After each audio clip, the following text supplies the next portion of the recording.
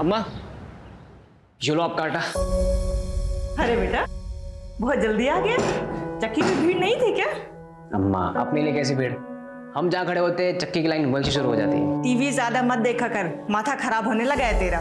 मार, अब ज्ञान देना शुरू मत करो यार। अच्छा ये सब छोड़, जल्दी से हाथ मुंह धो ले, मैं तेरे लिए गरम गरम फुलके डालती हूँ। तुझे बहुत पसंद है ना? हाँ ठीक है।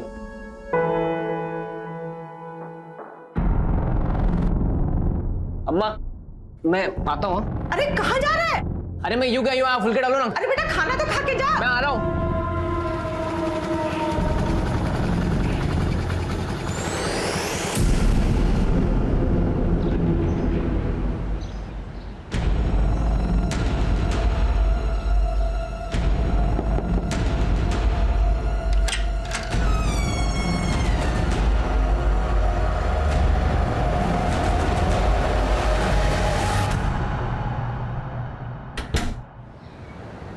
एक्शन।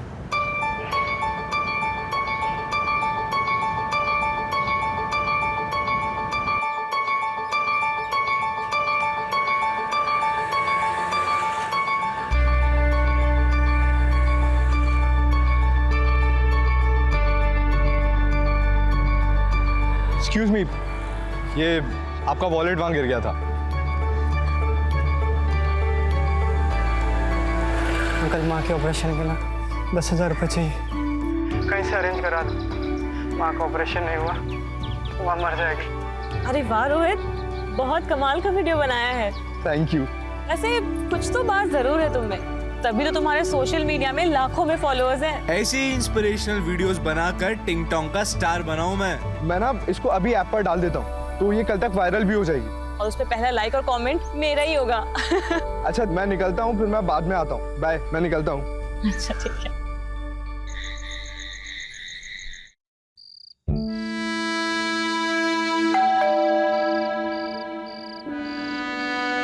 इस वक्त कौन हो सकता है?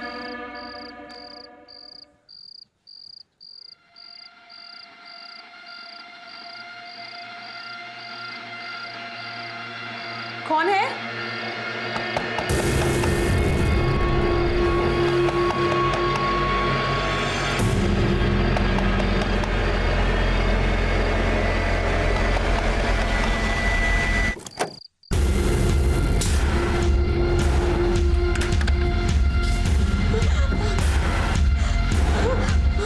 देखो, मेरे पास मत आना। कौन हो तुम?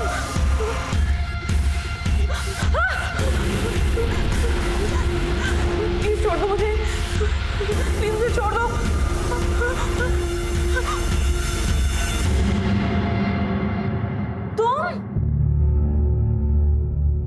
तुमने तो मेरी जान निकाल दी थी। जान तो मैं तुम्हारी अब निकालूंगा, पूरे 3 महीने की कसर जो पूरी करनी है।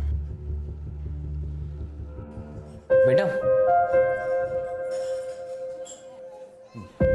अच्छा सुनो, गर्लफ्रेंड है मेरी, इस टेबल पे अच्छा सर्विस करना, ठीक है? धीरज, इतने पैसे कहाँ से है तेरे पास? छोड़ना यार, वैसे तू बहुत बड़ी हॉट लग रही है। एक किस तो बनता है। अब इतनी महंगी जगह पे लाए हो तो ना कैसे बोलूं?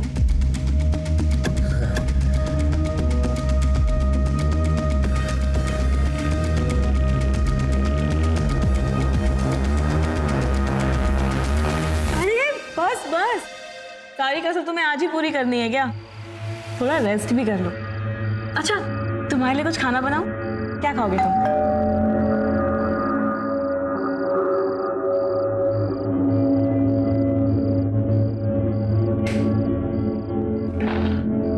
अरे भगत, तू? भैया, आपका फोन लग क्यों नहीं रहा है? मैडम आपसे बात करना चाहती है। अरे यार बैटरी खत्म हो गई, ला दे। ये लो ना। हेलो, क्या बात है, जब से बीवी के पास गए हैं हमें भूलने लगे हैं। अरे तुम्हें भूल सकता हूँ क्या? तुम तो मेरी जान हो। अच्छा विवेक, अब जब नोएडा पहुंच ही गए हो तो अपने यूपी, दिल्ली, हरियाणा के सारे काम निपटा लो और फिर आ जाओ यहाँ अपनी जन्नत गोवा में पूरे 2 महीने के लिए। क्या कहते हो? तुम्हारा आदेश सर आंखों पे। Bye, good night, love you. इससे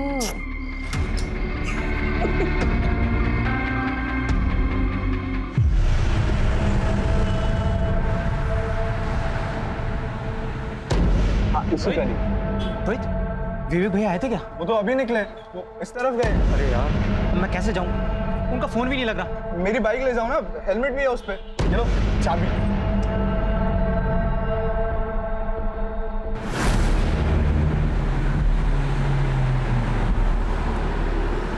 विवेक भैया,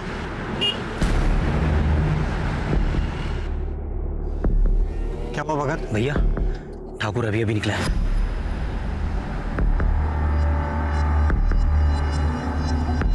जैसा बोला था वैसा सब कुछ प्लान के मुताबिक होना चाहिए, समझ गए?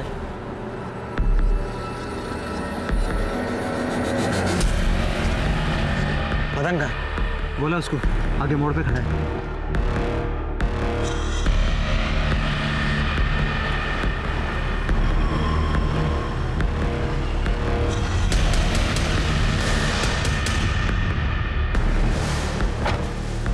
लोडेड है? पूरी भरी है भाई।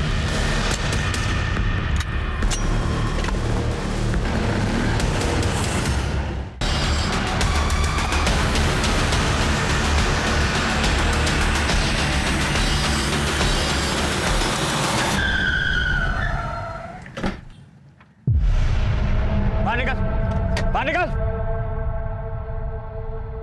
चल हाथ ऊपर कर। तू बात कर रहे हैं ना? हाथ ऊपर।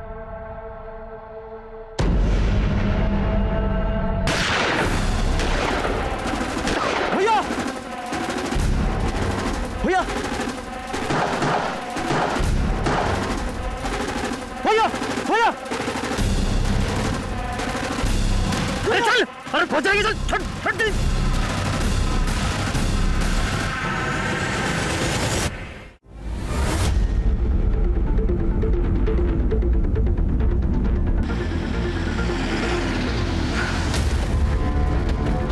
जैन सर। जैन, हटो हटो हटो, हटिए, हटिए आप लोग।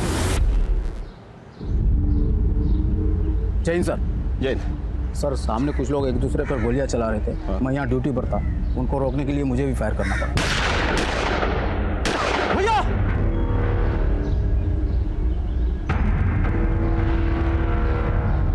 ये चंदन ठाकुर है ना?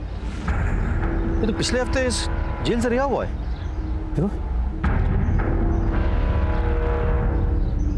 सर, ये तो विवेक जायसवाल है। विवेक जायसवाल यहाँ क्या कर रहे हैं? वो नोएडा में सिर्फ 5 साल से हम ढूंढ रहे हैं। खबरियों के हिसाब से तो ये बॉम्बे गोवा में छुपा हुआ था। सर, इस आदमी ने इस पूरे शूटआउट का वीडियो रिकॉर्ड किया सर। अच्छा,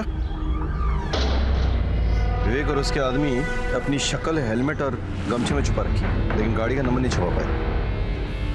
एक काम करो, सारे पुलिस स्टेशन को अलर्ट करो और खबरियों को एक्टिवेट करो। विवेक को देखकर तो ऐसा कभी नहीं लगा कि वो एक शातिर अपराधी है, तो फिर क्यों उसने दिन दहाड़े भरी सड़क पर ठाकुर की जान लेने की कोशिश की और खुद मारा गया? दिन दहाड़े खुली सड़क पर जो भयंकर हत्याकांड हुआ था, वो क्या बस यहीं थम जाने वाला था, या फिर ये आने वाले तूफान का आगाज था? और कितनों का खून बहने वाला था, और कितनों के परिवार उजड़ने वाले थे।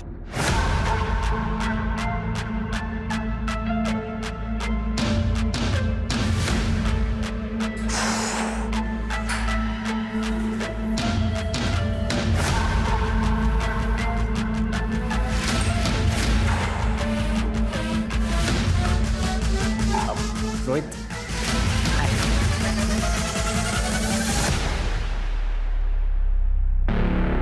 हाय। ये मेरी फ्रेंड है काजल। हाय काजल। हाय, मैं आपकी बहुत बड़ी फैन हूँ। Thank you so much. So Dheeraj, she is your normal friend और स्पेशल फ्रेंड? स्पेशल फ्रेंड मतलब मेरी गर्लफ्रेंड है भाई। I thought so.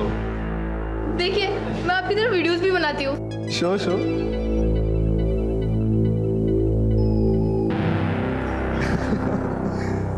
Good, good. The videos are really nice. You like them? Why don't we do one thing? हम एक video साथ में बनाएंगे। Really? Yeah, I mean, you got real talent and we'll put net on fire. Yes, yes. Just a second. Hey, hi.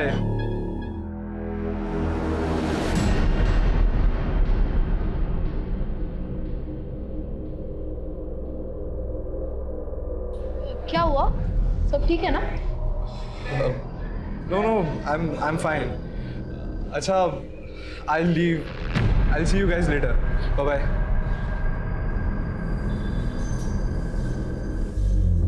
Sir लगता है फिर से gang war शुरू हो गया है। बात कुछ समझ में नहीं आई। विवेक लो प्रोफाइल रहकर वारदात करने में माहिर था। अगर उसे चंदन को मारना ही होता तो इस तरह से खुलेआम पब्लिकली सबके सामने क्यों? मतलब वो किसी सुनसान जगह में चुपचाप करता, ऐसे तो कुछ तो गड़बड़ है।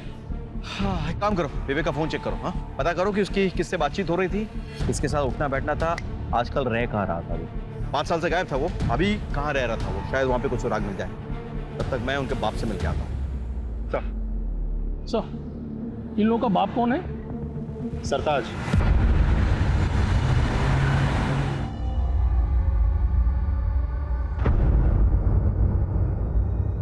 सरकार, आप? मुझे लगा ही था आप ही हो। अच्छा, भविष्यवाणी करने की दुकान खोल रखी है क्या? नोएडा में इतना बड़ा कांड हो गया, मुझसे मिलने तो आना ही पड़ेगा ना। मतलब खबर थी, यानी कि कांड तुमने करवाया? देखो सर, इस कांड में मेरा कोई हाथ नहीं है। ये चंदन ठाकुर और विवेक जायसवाल मेरे साथ ही काम करते थे, लेकिन 2 साल पहले ठाकुर ने अपना खुद का काम शुरू कर दिया और जो काम मैंने विवेक को सौंप रखा था उसके धंधे में भी हाथ डाला।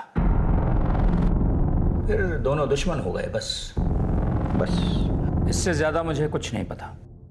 24 घंटे की मोहलत देता हूं, तफसील से सारी जानकारी चाहिए मुझे। 24 घंटे।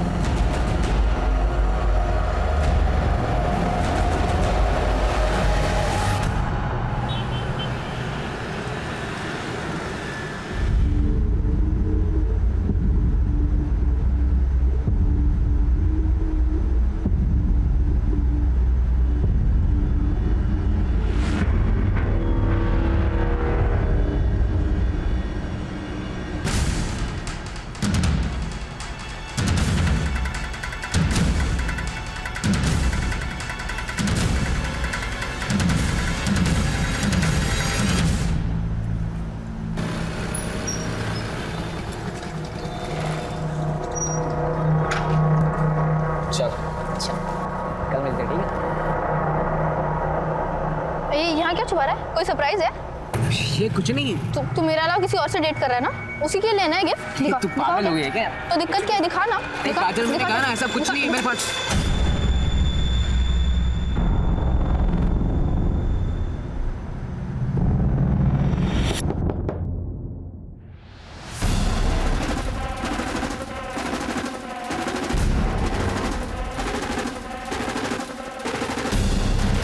अब तेरा मर्द बनने का टाइम आ गया है। तो पकड़। अरे मर्दानगी मुबारक हो।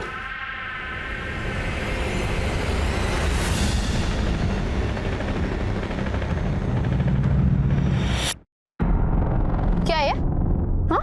अरे तू भी यार कुछ भी। अगले महीने क्या है? दिवाली है ना, तो दीदी अपने बच्चों के साथ घर आई हुई है। और अम्मा ने अपने भांजों के लिए कुछ खिलौना खरीदने के लिए गया है, तो बस वही हमने यही खरीदा है। मैं तो डरा ही दिया था। 1 सेकंड, तुझे क्या लगा ये असली है? हाँ। हम कोई गैंगस्टर बनने वाले हैं क्या? वो धीरे बोल, कोई सुन लेगा। हाँ, तो हम किसी से डरते हैं क्या? नोएडा के होने वाले बादशाह हम क्या?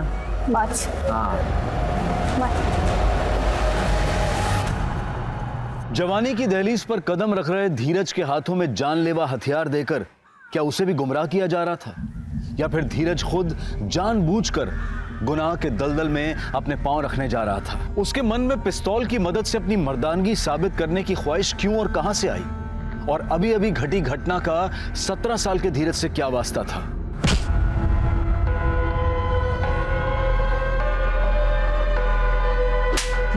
भाई मुझे माफ कर दो भाई, दोबारा मैं नहीं करूंगा भाई, मुझे माफ। भाई मैं दोबारा नहीं करूंगा भाई, प्लीज भाई, प्लीज भाई।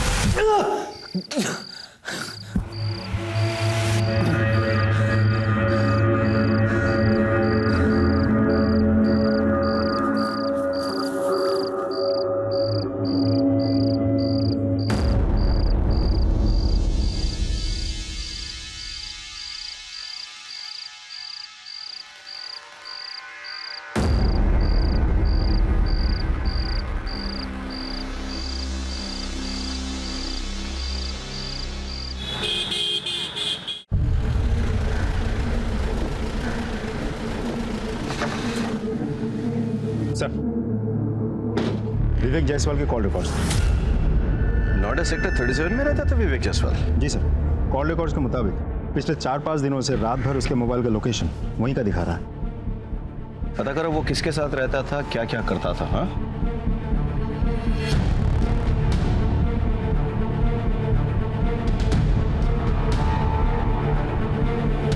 इस घर में जो आदमी रहता था उसके साथ कोई और भी रहता था? हाँ साहब, उनकी बीवी रहती थी, उनसे ज़्यादा बातचीत नहीं थी हमारी। और दोनों के अलावा किसी और के भी आना जाना था? हाँ साहब, एक आदमी आता था। एक दिन मैं मार्केट जा रही थी तो उस आदमी के साथ में जाता हुआ मैंने देखा।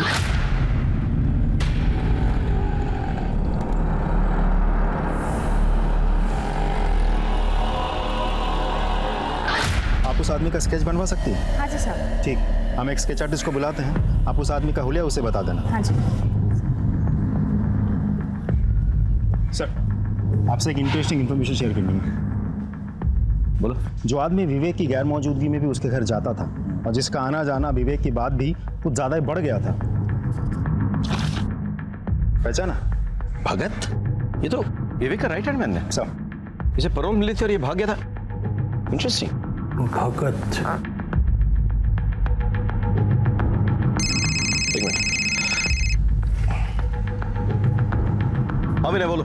सर, सेक्टर 2 हत्याकांड में जिस कार का इस्तेमाल हुआ था उसकी डिटेल्स हमें आरटीओ ऑफिस से मिल गई है। वो कार किसी भगत के नाम पर रजिस्टर्ड है। भगत को ढूंढना जरूरी है। अच्छा, उसका मोबाइल नंबर रजिस्टर्ड है क्या? नहीं सर। बाइक के बारे में कुछ पता चला? सर, बाइक के बारे में अभी भी जानकारी हम निकाल रहे हैं सर, अभी आरटीओ ऑफिस में ही है। ठीक है, ओके, कैरी ऑन। भगत को ढूंढना बहुत जरूरी है।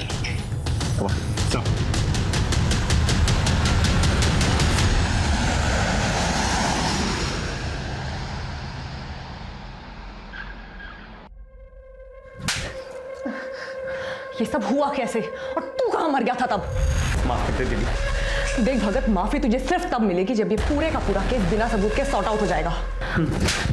और ये दूसरा थप्पड़ इसलिए ताकि तुझे याद रहे कि ये पूरा मैटर फटाफट रफा दफा करना है, वरना तेरी खैर नहीं। समझा तू? चल निकल यहां से, माफी का बच्चा।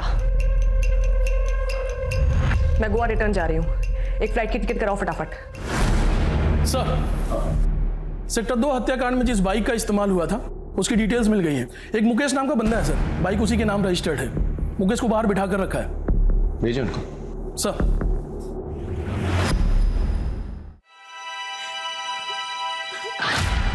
तुमने तो मेरी जान निकाल दी थी।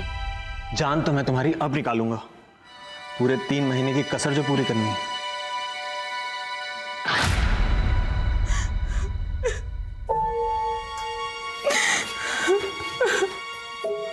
भाभी, खाना खा लीजिए भाभी। अरे ऐसा कब तक चलता रहेगा? अगर ऐसे चलता रहा तो ये खूबसूरत चेहरा मुरझा जाएगा।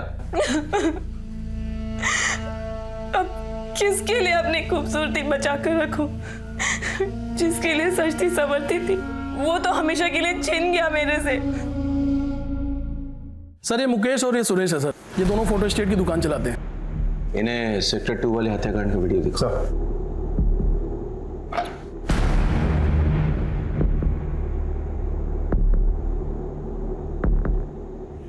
इस बाइक को पहचानते हो? जी, ये तो मेरी बाइक है और हेलमेट भी मेरा ही है। और हेलमेट के अंदर? सर, मैं नहीं हूँ। तुम नहीं हो तो फिर तुम हो? नहीं सर, भगवान कसम, मुझे तो बाइक चलानी भी नहीं आती सर। तो फिर कौन है? तो ये है ना? बोल। नहीं साहब, मुझे स्लिप डिस्क है, बाइक चलाने से दर्द बढ़ता है और सुरेश को तो बाइक चलाना आता ही नहीं। तो मैंने बाइक अपने दोस्त को दी थी। अच्छा, तो तुम्हारे गैंग में एक और मेंबर है? हमारी कोई गैंग नहीं है सर। अच्छा चल, कोई गैंग नहीं है, दोस्त है। कौन है दोस्त? रोहित। तो रोहित ने गोली चलाई? नहीं सर, रोहित से तो ये छोटा लग रहा है और वैसे भी sir Rohit social media star है, सब यंग लड़के लड़कियां उसे जानते हैं। ये फोटो देख, जानता है इसे? हाँ, ये तो हमारे शॉप पे आते थे फोटो स्टेट कराने। क्या बात है सर जी, आप कब आ गए? बस कुछ दिन पहले। कैसा हीरो? बस मस्त भैया, आपका आशीर्वाद है। मुकेश, ये ले, इसकी 3 कॉपी कर दे। तो इस नामचीन गैंगस्टर को जानते हो तुम? दोस्ती है तुम्हारी? नामचीन गैंगस्टर? नहीं सर, ये तो विवेक भैया हैं। ये तो बड़े शरीफ आदमी थे। इस शरीफ आदमी से तुम्हारी पहचान किसने करवाई? सर रोहित ने मिलवाया था। रोहित कहाँ पे है? नहीं पता सर। सर मैं फोन करता हूँ। स्पीकर पे डाल। जी sir. The number you are trying to call is currently switched off. Please try again later. दोनों को बिठा के रखो और रोहित का पता लगा। धीरज, मैंने तुझे जो घोड़ा दिया था ना, अब उसका इस्तेमाल करने का वक्त आ गया है। ये दोनों मेरे आदमी हैं, दीपक, सपरू। ये तेरे साथ जाएंगे तेरा जिगरा देखने के लिए। जी भैया। सर और उसके सेक्टर 2 हत्याकांड में सर जिस बाइक का इस्तेमाल हुआ था, वो बाइक गोल मंदिर के पीछे एक दुकान है उसके सामने से मिल गई है। ये उस दुकान की सीसीटीवी फुटेज है सर।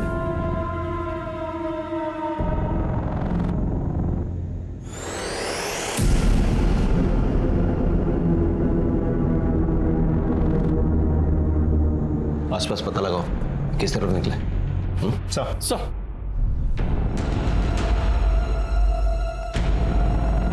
सुनिए जरा, इस आदमी को देखा है? हाँ सर, ये आदमी यहाँ पर आया था, मुझे लेके वहाँ से एक बंगले में गया, वहाँ से एक मैडम लिए, सेक्टर नंबर 10 में लोग को छोड़ा नहीं। तुम्हें इतना सब कुछ कैसे याद है? सर वो मैडम बहुत रो रही थी, इसीलिए मुझे याद है। अभिषेक,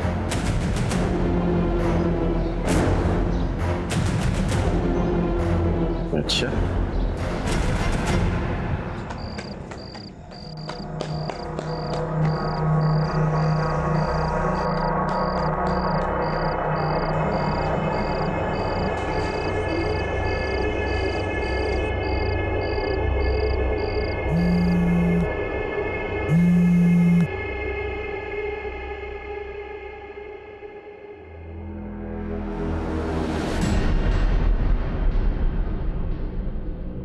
hello, okay okay, no problem, मैं अभी आती हूँ। हाँ हेलो अंकल, वो आपकी दुकान पे ना मेरी पर्स रह गई है, घर की चाबी भी उसी में है। माँ जगराते गई है, घर देर से लौटेगी। अब घर कैसे जाऊँ समझ ही नहीं आ रहा। नहीं, आपको यहाँ आने की कोई ज़रूरत नहीं है। मैं आती हूँ ना, मैं आपके घर आके दुकान की चाबी ले लूँगी, दुकान से अपनी पर्स लेके आपको चाबी लौटा दूँगी। हाँ, ओके, थैंक यू अंकल। मासूम काजल घर पे होने के बावजूद झूठ बोल रही थी। क्या वो इस केस से जुड़ी किसी बात को छुपा रही थी या किसी नए अपराध का खुद शिकार बन रही थी? मामला दिन ब दिन बिगड़ता जा रहा था। रागनी, अरे तू मुझे बहुत भाती है रे। अरे तेरा विवेक तो चला गया ना इस दुनिया से, अब कहाँ दर दर के ठोकर खाएगी। हाँ कर दे, रानी बना के रखूंगा, खुश रखूंगा तुझे। हाँ तो कह दे।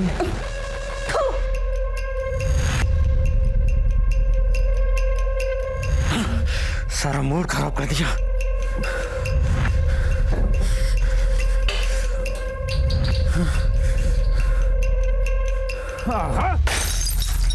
दो पैक मार कर आता हूं, फिर तुझसे प्यार करता हूं जी भर के।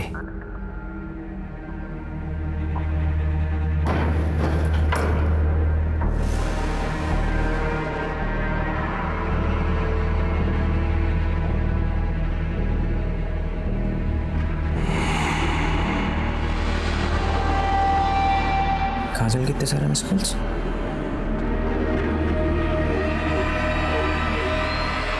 हाँ काजल,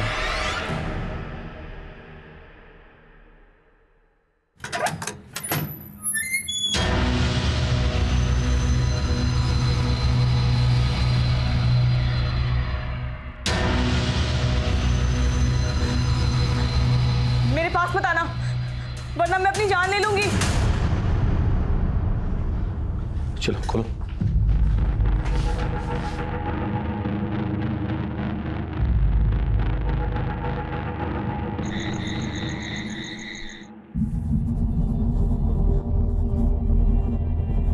आप विवेक की पत्नी हो ना? जी। किसने बांध के रखा था आपको ऐसे यहाँ? भगत ने। विवेक के मर्डर के बाद मैं बहुत घबरा गई थी। भगत मुझे बहला फुसला कर यहाँ लाया और मेरे साथ जबरदस्ती करने लगा। अरे आपके चाहने वाले अभी भी बहुत हैं। मैं हूं ना। जब मैंने उसे रोका तो उसने मुझे यहाँ बांध के रख दिया। आप चंदन ठाकुर को जानती हैं? जी। चंदन ठाकुर और विवेक के बीच में क्या दुश्मनी थी? चंदन ठाकुर एक बार हमारे घर आया था। विवेक! चलिए किधर? ये जाओ उधर। विवेक! कौन है आप लोग? अरे बाहर निकल! ये घर में कैसे घुसा है? बाहर निकलिए, चलिए बाहर निकलिए। विवेक कहाँ है? आप लोग पहले घर से बाहर निकलिए। तेरे से जितना पूछ रहे हो उतना जवाब दे। विवेक कहाँ है? वो इस वक्त घर पे नहीं है, आप लोग घर से बाहर निकलिए फौरन। विवेक के साथ फेरे क्या पड़े? बहुत जुबान चलने लगी तेरी। हाँ? देखो अपनी औकात में रह, समझी? बदतमीजी से बात मत करो मुझसे। बदतमीजी? ये ले, क्या करी बोल? बदतमीजी मत करो मुझसे। बदतमीजी तो अब बताता हूँ तुझे क्या बोली थी। इसे कहते हैं बदतमीजी, समझी? और विवेक आए तो कह देना कि तेरे तो कपड़े फाड़े हैं, उसे पूरा चीर दूंगा, समझी? जब मैंने विवेक को सारी बातें बताई तो विवेक चंदन पे बहुत गुस्सा हुए थे। चंदन ठाकुर ने तेरे साथ बदतमीजी की है ना, उसे मैं तेरे सामने घसीट कर लेकर आऊंगा। तेरे पैरों पे गिर के वो नाक रगड़ के माफी मांगेगा। विवेक मुझसे बहुत प्यार करते थे। वो तो बस यही चाहते थे कि चंदन को मेरे सामने लेकर आए। चिंता मत करो, चंदन का मर्डर करके मैं एक और गैंग वॉर नहीं शुरू करूंगा, लेकिन उसको उसके किए की सजा मिलनी चाहिए, तभी मेरे मन को शांति मिलेगी। तुम सच कह रहे हो ना? तुम्हारी कसम। I am pregnant. क्या? ये बात तुमने मुझे पहले क्यों नहीं बताई? मैं बस यूं गया और यूं आया। तुम फिक्र मत करो, चंदन ठाकुर पहले तुमसे माफी मांगेगा, फिर हम सेलिब्रेट करेंगे।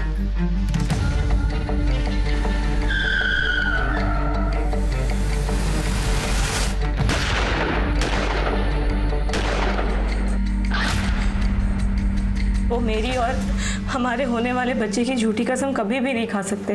अच्छा, भगत का नंबर तो होगा आपके पास? हाँ सर,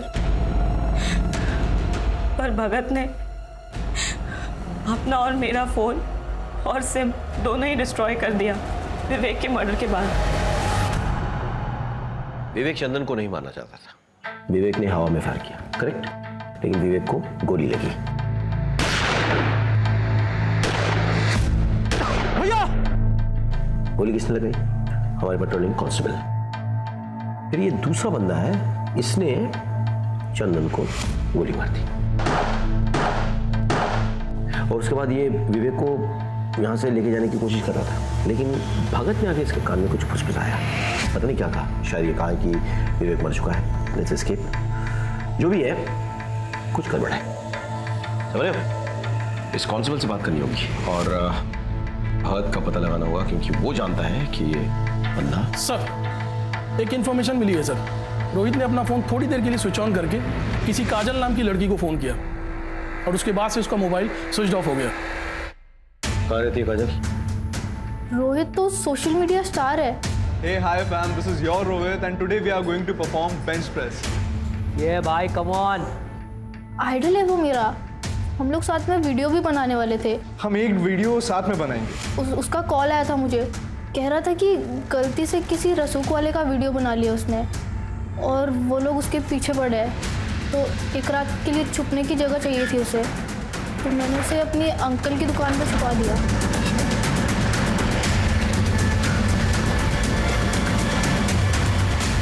कौन से? ये दुकान है। शटर खोलो।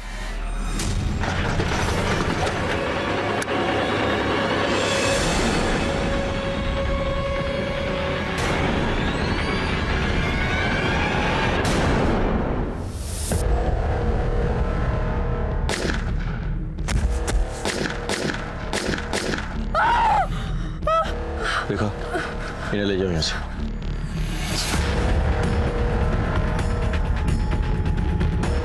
और अपना गोली दागी गई है, बहुत बेरहमी से मारा है। केस तो और उलझ गया अभिषेक। बॉडी पोस्टमार्टम के लिए भेजो और सारे एविडेंसेस कलेक्ट करो।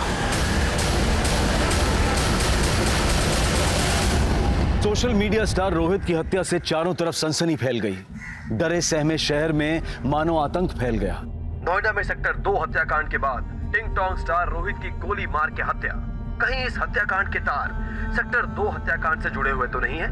सड़क पर हुए हत्याकांड की तहकीकात चल ही रही थी कि उसी केस से जुड़ी रोहित की हत्या ने इस पेचीदा केस को और भी उलझा दिया। किसी की जान लेने के लिए एक गोली भी काफी होती है, लेकिन जब गोलियों की बौछार करके किसी की हत्या की जाए तो इसका मतलब होता है कि मारने वाला या तो कुछ साबित करना चाहता है या फिर वो अपनी गहरी नफरत का इजहार कर रहा है। इस केस में वाकई हुआ क्या था, आइए देखते हैं।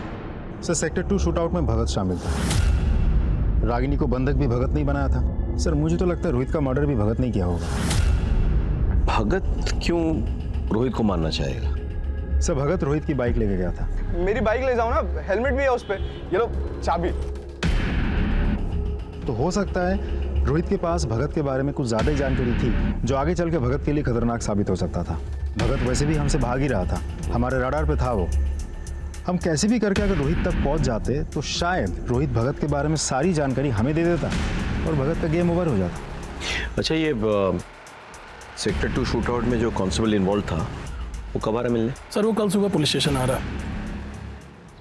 सर, चंदन ठाकुर ने मुझे 2 लाख रुपए देने का वादा किया कि जब विवेक उसे किडनैप करने आएगा तो मैं उसे मार दूं।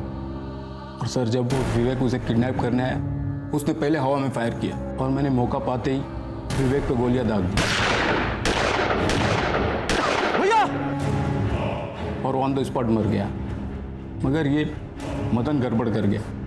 इसने डर के मारे चंदन पे गोलियां चला दी सर, और वो भी वहीं मर गया। जो मेरे पैसे तो नहीं मिले सर, अब मेरी नौकरी भी जाएगी सर। प्लीज सर, गलती होगी सर। क्या इस प्लान में विवेक की पत्नी शामिल थी? और इसका list sir, please sir, forgive me sir. Ragini ji, जब भगत आपको यहाँ से ले गया और बंधक बना के रखा, तब उसकी बातों या चाल से आपको कुछ अंदाजा हुआ कि वो कहाँ जाने वाला था, किससे मिलने वाला था, क्या करने वाला था? जी नहीं। याद कीजिए रागिनी जी, प्लीज। जाने से पहले आखिरी बार उसने आपसे क्या कहा था? यही कि मैं 2 पैक मार कर आता हूँ, फिर तुझसे प्यार करता हूँ जी भर के।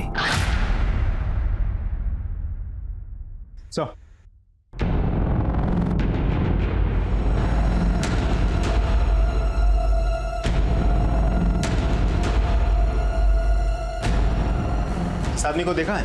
हाँ सर, आया था 1-2 दिन पहले। सर, जब लास्ट टाइम आया था तो पैक मारा और फिर यहाँ से चला गया।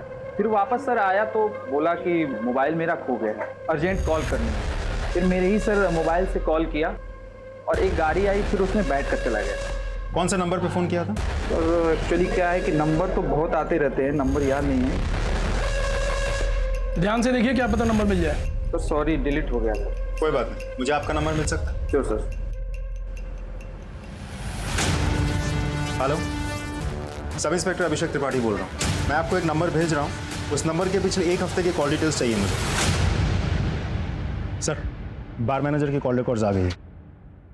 भगत ने उसके नंबर से जिस नंबर पर कॉल किया था, वो नंबर किसी मनोज शास्त्री के नाम पर रजिस्टर्ड है। मनोज शास्त्री? सर, ये नंबर आपका है? जी सर, ये नंबर मेरे नाम पे है, पर मेरे पास नहीं है। तो फिर किसके पास है? दरअसल वो नंबर मैंने अपने बड़े भाई को दिया है। बड़े भाई? कौन बड़े भाई?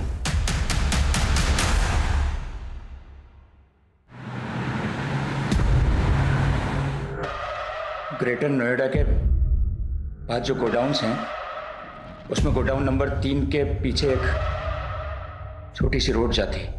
वहाँ आगे जाके लेफ्ट में एक छोटा सा मकान है। भगत आपको वहीं मिलेगा।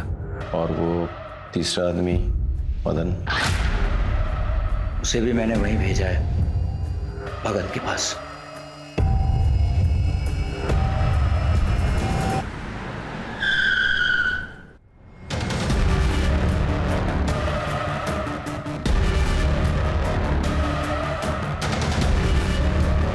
ए भगत, पुलिस सर, वो रहे। विभाग, रुक रुक, रुक रुक रुक। रुक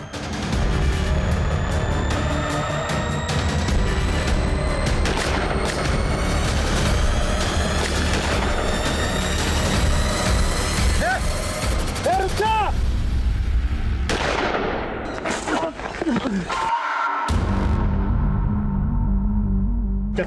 चल क्यों किया ऐसा? क्यों किया तूने?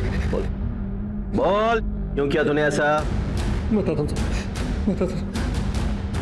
साहब। ठाकुर ने मुझे अपनी तरफ मिला लिया था। विवेक भैया की गर्लफ्रेंड नंदिता मैडम को भी मैंने इस प्लान में शामिल कर लिया था। उनके कहने पर ही विवेक भैया गोवा से नोएडा अपनी पत्नी से मिलने आए और हमने ठाकुर को किडनैप करने का प्लान बनाया। ठाकुर को किडनैप करके माफी मंगवाना हमारा मकसद नहीं था साहब। हम तो चाहते थे कि इस गहमा गहमे में विवेक भैया फंस जाएं और हम कांस्टेबल असद के हाथों उन्हें मरवा दें। लेकिन मदन ने ठाकुर को मार दिया। हमारा प्लान फेल हो गया साहब। कहाँ मिलेगी नंदिता? नंदिता कहाँ मिलेगी? गोवा में आराम भोली बीच के पास। गोवा पुलिस से कांटेक्ट करो, नंदिता को अरेस्ट करने का इंतजाम करो। सर अब बताओ, रोहित को क्यों मारा? नहीं साहब, मैंने रोहित को नहीं मारा। मैं रोहित को क्यों मारूंगा साहब? अभी भी छिपा रहा है? हाँ, और पिटेगा? बोल, रोहित को क्यों मारा, कैसे मारा, किसकी मदद से मारा, बोल। साहब आपको सब कुछ तो बता दिया। अगर मैं रोहित को मारता तो वो भी बता देता ना साहब। भगवान का, मैंने रोहित को नहीं मारा साहब। क्या इस प्लान में विवेक की पत्नी शामिल थी? नहीं सर, वो तो सीधी सादी औरत है।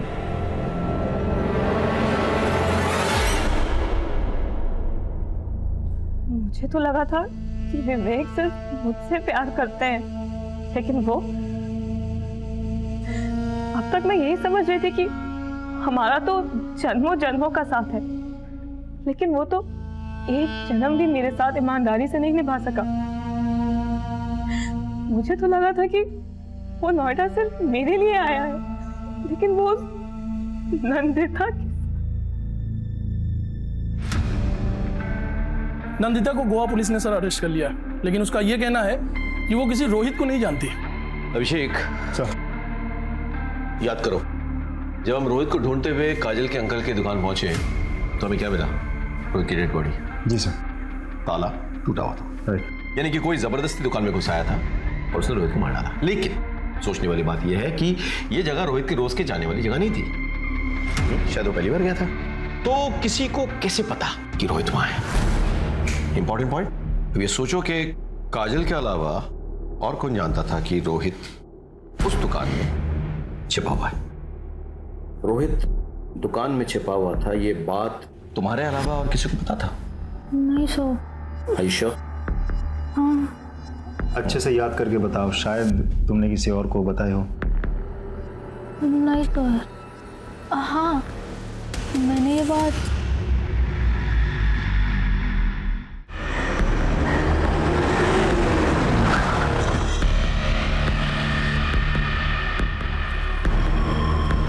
धीरज, तुमसे कुछ पूछताछ करनी है हमें।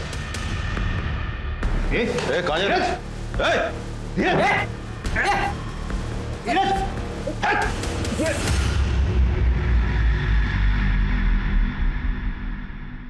सर मैं सच बताता हूँ, मुझे माफ कर दीजिए सर। मैं बस दबंग बनना चाहता था। क्यों? क्योंकि गली मोहल्ले में आते जाते लोग मुझे परेशान करते थे सर, मेरा मजाक उड़ाते थे, मुझे मारते थे सर, और मैं कुछ नहीं कर पाता था। फिर मैंने एक दिन मनदीप भैया को देखा, लोगों ने सलाम दुआ कर रहे थे, उनके पैर छू रहे थे। मैंने सोचा मुझे भी ऐसी इज्जत चाहिए, इसलिए मैंने उनसे दोस्ती कर ली। अपनी काबिलियत और मर्दानगी साबित करने के लिए उन्होंने मुझे रोहित को मारने का काम दिया। इसे जानता है? नहीं भैया। इसे मारना है, इसे ढूंढ और जैसे ही दिखे मुझे खबर कर। इत्तेफाक से रोहित को मेरी गर्लफ्रेंड काजल ने उसके अंकल की दुकान पर छुपा कर रखा था। धीरज, पता है आज क्या हुआ? क्या हुआ? वो सोशल मीडिया स्टार है ना रोहित, तुम्हारा दोस्त, उसका कॉल आया था मुझे, मुझसे हेल्प मांग रहा था। उसे ना एक रात के लिए छिपने की जगह चाहिए थी, मैंने उसे छिपा दिया अपनी अंकल की दुकान पे। मैं गया वहां पे, मैंने दुकान का ताला तोड़ दिया। धीरज तू? और मैंने रोहित को गोलियों से मार दी। ये क्या?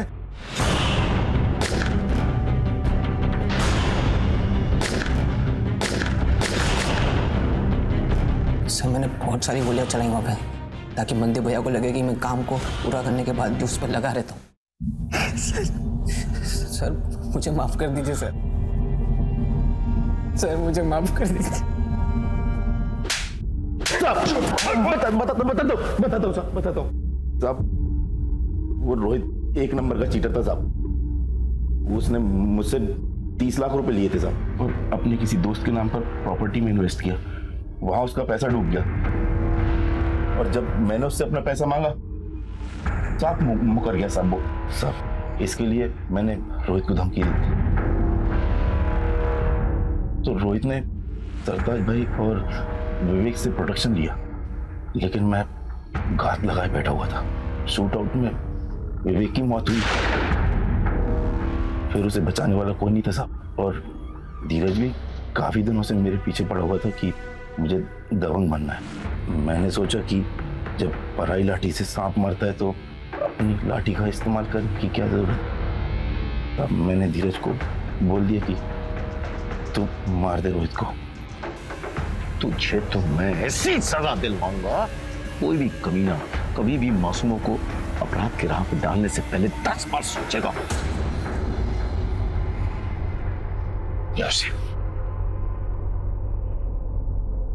आमतौर पर आपराधिक जीवन की शुरुआत कच्ची उम्र में होती है। फिल्मों और दूसरे माध्यमों में जिस तरह से दबंग, डॉन्स और गैंगस्टर्स को ग्लैमरस रूप में परोसा जाता है, उसका गहरा असर कच्ची उम्र के बच्चों पर पड़ता है। धीरज के साथ भी यही हुआ था।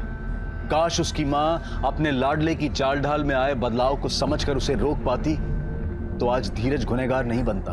वहीं दूसरी तरफ सोशल मीडिया स्टार रोहित ने पहले तो पेशेवर अपराधियों से 30 लाख रुपए लिए, और जब उसे लौटाने का मौका आया तो उसने एक दूसरे बड़े डॉन से लेनदारों के खिलाफ प्रोटेक्शन ले लिया, बिना ये सोचे समझे कि ये गैंगस्टर्स और ये सो कॉल्ड डॉन्स जब खुद अपने आप को हमेशा के लिए कानून से नहीं बचा कर रख सकते हैं तो किसी और की सुरक्षा क्या करेंगे। और अंत में वही हुआ। रोहित, धीरज और मनदीप के गुंडों की गोलियों का निशाना बना। अपने घरों में अपने बच्चों की संगत पर नजर रखें, उनके चाल चलन में आ रहे बदलाव को अनदेखा ना करें, और अपने घर में, अपने समाज में ऐसा वातावरण बनाएं कि इनकी अगली पीढ़ी के आदर्श वाकई में आदर्श व्यक्ति। अब मैं अनूप सोनी आपसे विदा लेता हूं। फिर मुलाकात होगी क्राइम पेट्रोल सतर्क के ब्लैक हेडलाइंस अध्याय में एक और नए केस के साथ। और याद रखें, क्राइम और आपके बीच में सिर्फ इतना फर्क है कि आप कितने सतर्क हैं। सतर्क रहें, सुरक्षित रहें। जय हिंद।